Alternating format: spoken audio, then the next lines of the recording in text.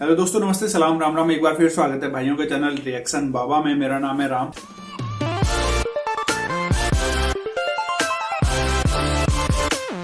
और गाइज, आज जो मैं रिएक्शन करने वाला हूँ वो भी काफी ज्यादा इंटरेस्टिंग वीडियो है। आज का अपने इंजीनियर मोहम्मद अली मिर्जा साहब का वीडियो। मैं बहुत वीडियो बनाता हूँ, आप भाइयों को पता ही है। जो पहले से देख रहे हैं, जो नहीं देख रहे, वो उनको पता चल जाएगा अगर आप चैनल एक बार ओपन करके अंदर देखेंगे। प्लेलिस्ट पूरा मोहम्मद अली मिर्जा साहब के मैंने बहुत वीडियोज पे रिएक्शन बनाया।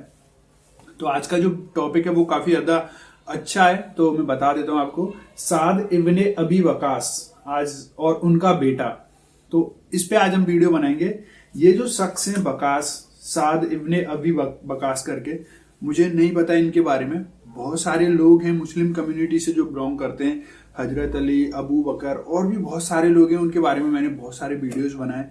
लेकिन ये नया है मेरे लिए, तो आज मैं इस पर ही रिएक्शन करूंगा। मैं सीखना चाहता हूँ एक्चुअली ये कौन थे, क्या था, और उनके बेटे के बारे में भी जिक्र है। इंजीनियर मोहम्मद अली मिर्जा साहब का वीडियो, आई होप आपको पसंद आएगा।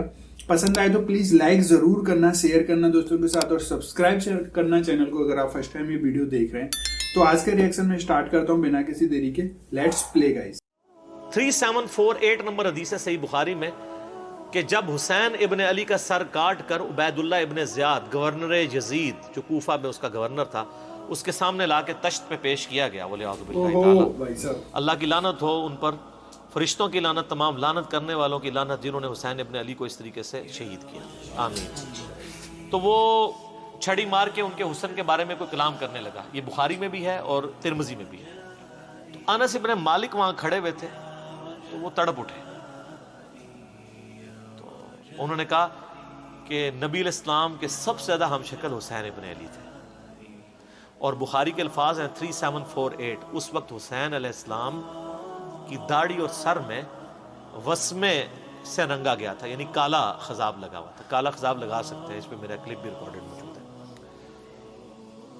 लेकिन 70, 80, 90 साल का बाबा ना लगाए, छोटी उम्र तक, 50, 55 तक। अगला एक टॉपिक है। बहरहाल उसमें भी मौजूद है कि वो अनस इब्ने मालिक वहां खड़े थे। उसके से लोग समझते हैं शायद सिनान बिन अनस इनका बेटा होगा, और अनस इब्ने मालिक ने साथ होके काम कराया। साथ होके कराया होता तो वो उबैदुल्लाह को डांटते तो ना कि तू क्या कर रहा है, छड़ी मार रहा है। बाकी लड़ तो सकते नहीं थे। अनस इब्ने मालिक की उस वक्त उम्र 100 प्लस थी। ओ भाई साहब, 100 प्लस तो नहीं होगी, ऑलमोस्ट आप समझ लें 60 प्लस थी, क्योंकि 93 हिजरी में फौत हुए हैं 110 साल की उम्र में। 70 के होंगे ऑलमोस्ट उस वक्त। अच्छा। तो बेचारे दिल में ही इसको बुराई को बुरा समझ सकते थे। जितना वो कर सकते थे वो कर दिया, अदरवाइज तो वो मरवा देते थे। तो सिनान बिन अनस, अनस बिन मालिक का बेटा नहीं है। रहा उमर इब्ने साद, जो 22,000 का लश्कर लेके करबला में आया था हुसैन इब्ने अली के मुकाबले पे, वो साद इब्ने अबी वकास का बेटा था। और आप देखें अजीब बदकिस्मती इस शख्स की कि साद इब्ने अबी वकास ने ही वो पर्शियन अंपायर गिराई हुई है। इराक, ईरान, ये कूफा, ये सारा हजरत साद ने फतह किया हुआ है। अशरा मुबशरा में से हैं। और मौला अली का कौल है बुखारी और मुस्लिम दोनों में कि मैंने अपने कानों से सिर्फ एक शख्स के बारे में रसूलुल्लाह से सुना है कि मेरे बाप उस पे कुर्बान, और वो साद इब्ने अबी वकास है। इनका नाम है साद इब्ने मालिक। अबी वकास इनके बाप मालिक की कुनियत थी। दोनों नाम एक ही सहाबी है, साद इब्ने अबी वकास। मौला अली जिनके बारे में कह रहे हैं कि इन पे नबी इस्लाम ने अपने माँ बाप जमा किए हुए हैं, और नबी इस्लाम के रिश्ते में मामूल लगते थे। 10 जन्नती खुश नसीब सहाबा में से, और बदरी असहाब में सबसे आखिर में ये फौत हुए हैं हज़रत मुआविया रज़ियल्लाहु ताला के दौर में 56 हिजरी में। इनके बाद कोई बदरी सहाबी दुनिया में नहीं रहा था। बदरी सहाबी एक बहुत बड़ा टाइटल था। ये सबसे आखिर में फौत हुए। पूरी जिंदगी हज़रत मुआविया से इनका इख्तलाफ रहा था इस मसले में, जो हज़रत अली के साथ उनके मामलात थे, सब शतम वाले। ये बंदा हमेशा डटा रहता था। मेरे पिछले दिनों क्लिप भी आया ना इस हवाले से, क्या साहबा को गाली देने वाला काफिर हो जाता है। उसमें मैंने इनके हवाले से हदीसें सही मुस्लिम से बयान की हैं। इनका बेटा था उमर इब्ने साद, जिसको रै की हुक्मरानी की लालच दी थी। रै पूरा एरिया था, ईरान, इराक, अफगानिस्तान, ये पूरे एरिया को रै कहा जाता था उस जमाने में। इतनी बड़ी हुक्मरानी की, गवर्नरी की लालच दी यजीद ने उबैदुल्लाह इब्ने ज़ियाद के। बाप देख लो साद इब्ने अबी वकास, जो मौला अली से मोहब्बत करने वाला। सुन्निसाई अल कुबरा में मौजूद है। 2 ताबईन मिलने आते हैं साद इब्ने अबी वकास को और कहते हैं سعد ابن وقاص ان کو پہلی بات یہ کرتے ہیں کہ میں نے سنا ہے کہ تم حضرت علی کو گالیاں دیتے ہو. ان کا معاذ اللہ، ہم کیوں دیں گے؟ تو انہوں نے فرمایا یہ بنو امیہ کے لوگ اگر میرے سر پہ آرا بھی رکھتے اور میرے 2 ٹکڑے کرتے اور مجھے یہ کہیں کہ میں حضرت علی کے بارے میں کوئی نازیبا جملہ نکالوں، تو میں سعد کبھی بھی ان کے بارے میں کوئی جملہ نہیں نکالوں گا جو کچھ میں نے رسول اللہ سے علی ابن ابی طالب کی شان میں سن رکھا ہے. بہت صحیح. صحیح مسلم میں حدیث موجود ہے نا، حضرت معاویہ نے ان کو کہا ہمارا معاویہ نے حکم دیا، تو اس میں الفاظ انہوں نے انکار کر دیا. تو حضرت پھر معاویہ نے کہا تمہیں کون سی چیز منع کرتی ہے کہ تم علی ابن ابی طالب پہ سب و شتم نہیں کرتے؟ ان کا معاویہ میں نے 3 فضیلتیں علی کے بارے میں ایسی سنی ہیں، مجھے ایک بھی مل جاتی تو بہت تھی. پھر انہوں نے کہا وہ پہلی فضیلت غزوہ تبوک کے موقع پر علی کی میرے ساتھ وہی نسبت ہے جو ہارون کی موسیٰ کے ساتھ تھی، مگر میرے بعد کوئی نبی نہیں. دوسری فضیلت خیبر کے موقع پر کد اس شخص کے ہاتھ میں جھنڈا دوں گا جو اللہ اور اس کے رسول سے محبت کرتا ہے، اللہ اور اس کا رسول اس سے محبت کرتا ہے. ہم پوری رات اس خوشی سے سوئے نہیں کہ کون ہوگا وہ بندہ. علی کو دیا جھنڈا. ہاں یہ میں نے دیکھا تھا. اس میں آگے الفاظ ہیں کہ حضرت عمر کہتے ہیں مجھے پوری زندگی رشک رہے گا کہ اس دن جھنڈا مجھے نہیں ملا، علی کو ملا. اور تیسری فضیلت سن معاویہ، جب نجران کے عیسائی آئے تو آیت مباہلہ نازل ہوئی، آیت نمبر 61 آل عمران کی. تو نبی الاسلام اپنے بچوں میں سے حسن و حسین، فاطمہ اور حضرت علی کو لے کے اور کہا اللہ میرے اہل بیت ہیں. یہ تینوں فضیلتیں. اور ابن ماجہ میں ایک چوتھی فضیلت بھی ہے کہ آپ نے غدیر خم پہ فرمایا تھا من کنت مولاہ فہذا علی مولاہ. میرے پاس ان میں سے کوئی ایک بھی ہوتا تو بہت، تم مجھے علی کے بارے میں بات کرتے ہو. یہ باب تھا علی کا صحیح شیعہ، علی کی پارٹی کا بندہ، علی کا چاہنے والا، پوری زندگی ڈٹا رہا.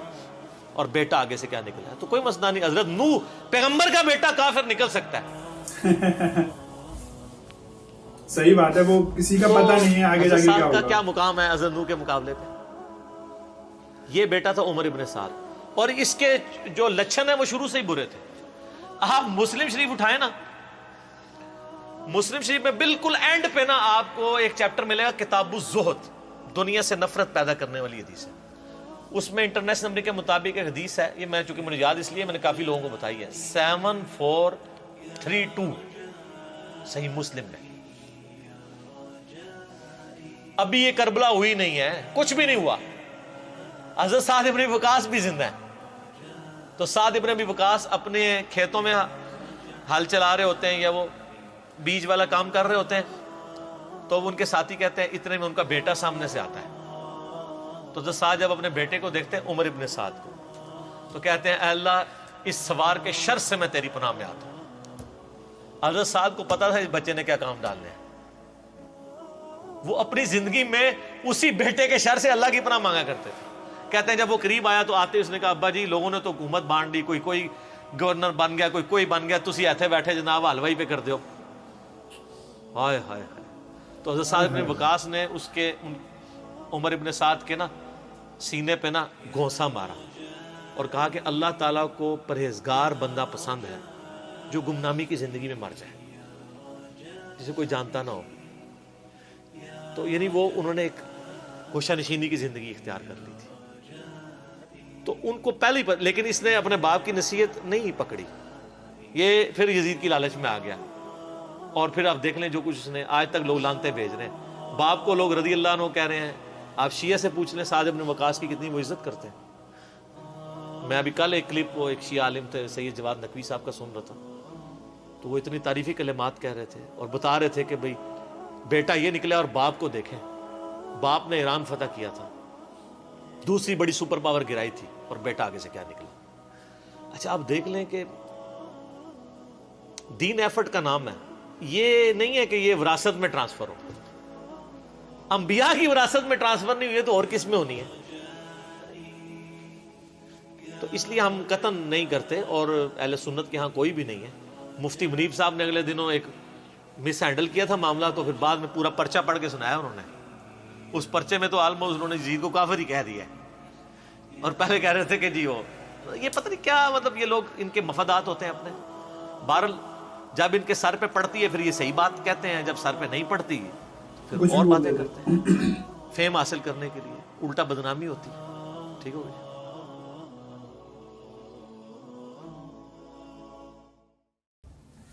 बहुत सही। इन्होंने एक लाइन बोली थी इस वीडियो के अंदर जो मैंने नोटिस की कि वो चीजें ट्रांसफर नहीं होती, ट्रांसफर वाली जो चीजें थी सही बात थी, जिसके अंदर बताया भी था वीडियो के अंदर साद इब्ने अबी वकास के बारे में, जिनको मालिक भी ऐसा कुछ बोला जाता था, उनके बेटे और उसके बारे में था। क्योंकि जो वकास साहब थे, जो उनके अंदर बहुत अच्छी दीन की बातें थी और उन्होंने बहुत कुछ किया था और ऐसी जिंदगी जीते थे एकदम सिंपल तरीके से। और उनका ये मानना भी था कि अल्लाह की नज़र उस पर ज़्यादा रहती है, तो ज़्यादा शो ऑफ नहीं करता लोगों को। लेकिन उनका बेटा अलग ही निकला बहुत ज़्यादा, क्योंकि उनको पहले से भी पता चल गया था वो अलग चीज़ से अलग ट्रैक पे जा रहा था, वो अलग ट्रैक पे थे। तो बोला जाता है कि वो अलग तरीके के बंदे थे, उनका बेटा अलग तरीके। तो और ऐसा होता भी नहीं है गाइस, बहुत ही कम चांसेस रहते हैं कि बेटा बिल्कुल बाप पे निकल जाए, बहुत कम चांसेस रहते हैं। नहीं तो बेटे अपनी अलग ही चले ही जाते हैं। वो खुश नसीब होते हैं माँ बाप जिनका बेटा उनके कहने पे उनके तरीके से चलता है, उनकी चीजें ट्रांसफर हो जाती हैं इसलिए अच्छे से, तब वही चीज उसके अंदर बेटे के अंदर आ जाती है। तो ये वीडियो था, बाप एक महान योद्धा था, दूसरी सुपर पावर उन्होंने जीती थी, लेकिन बेटा उनका ऐसा निकला, बस क्या ही बोलें।